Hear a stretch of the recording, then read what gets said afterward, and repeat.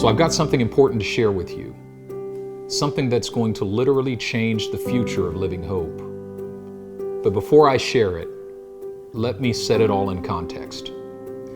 In early September of 2003, I was driving through downtown Oakland at 5:30 a.m.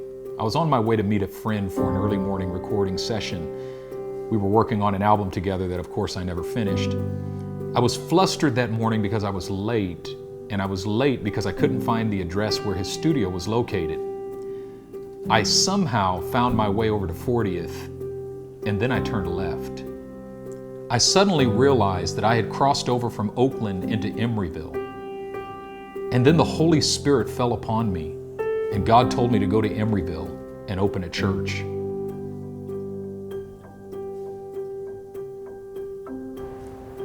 We literally had no idea what we were doing. All we knew was where God was sending us. And so on January 4th, 2004, Living Hope was born here at the Holiday Inn on Powell Street, which is now the Hilton Garden Inn. Over the next 11 years, we occupied 5 different locations across the city of Emeryville. 7 years of which was in a converted office space here on the corner of 47th and San Pablo. But at the end of 2015, a school bought the building and we were informed that our lease would not be renewed and we would have to find another place to worship. Towards the end of that year, Bishop Kirby Clements came to town and he preached a message at Living Hope called Zig Zag God. And he talked about how we expect God to lead us on a straight line between points A and B, but instead he zigs and he zags and he zigs and he zags. Now at the end of that service, my wife took Bishop Kirby aside and asked him, "Do you think we should look outside of Emeryville?" And he looked at her immediately and smiled and said, "Yes, absolutely." And Sonny said, "But Benjamin has been so adamant about the fact that God has called us to Emeryville." And Bishop Kirby just smiled and said, "Zig Zag God."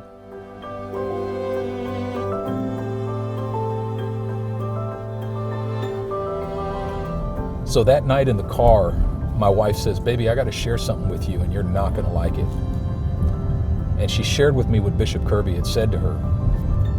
When I heard that, I just fell apart. I mean, I just started to weep. I started weeping like I had lost a child.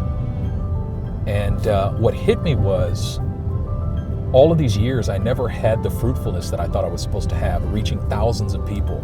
But the one thing that I believed that I had was obedience. I went where God told me to go. Now suddenly it felt like the legs had been swept out from under my obedience, and I just felt completely lost. But in that moment, the Lord visited me. And the Lord said, "If I'm the God who led you in, let me be the God who leads you out." And my heart responded. I said, "Lord, I'm not wedded to a city, I'm wedded to you. I'll go wherever you send me. I'll go wherever you desire to send me. Just send me and I'll go. But I just have to know that it's you who's leading me."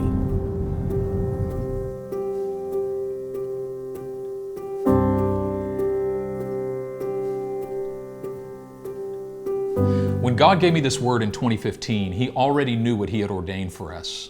He knew that in 2019, He would bring us into the Free Methodist family. And He knew that the Free Methodist family would provide us free of charge with a property in El Cerrito that would become the perfect new home for our ministry. Well, it is with great joy that I announce to you today that in 2020, Living Hope will be moving to El Cerrito to occupy this property as our new home. We're going to thoroughly renovate this property. We are going to equip it to meet the needs of our growing congregation. It is going to be excellent and it is going to be beautiful. Now, it's going to take us several months to make this move, and you're going to hear a lot more about the specifics in the days to come. In the meantime, I just wanted you to hear it from me. In 2020, Living Hope is moving with God. We are moving to the city of El Cerrito. Now, I know we expected God to provide us with a building in the city of Emeryville, but remember, He's the Zig Zag God.